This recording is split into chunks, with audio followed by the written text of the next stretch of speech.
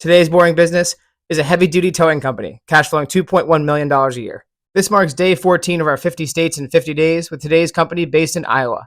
The company cash flows $2.1 million a year or $175,000 a month on $6.9 million of gross revenue. That's a 30% cash margin. What does the company do? This is a 30-plus-year-old profitable, heavy-duty towing business. It's family-owned with multiple locations in Iowa to handle large towing jobs and rollovers. They have a great reputation in towing, tire, and auto repair, and they offer roadside assistance services like blown tires and jump starts.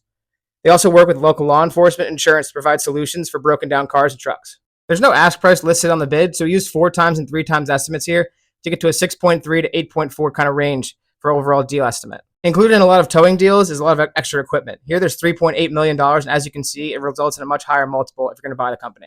In general, these things tend to trade around 3.2 times according to biz buy sells comps. Sticking with the 3 to 4 times, you'd have to put $630,000 to $840,000 down to fill a 10% down payment on an SBA loan. As you can see here, the difference in multiple has a major difference in your DSCR, which will be important with the lenders and the banks if you do move forward.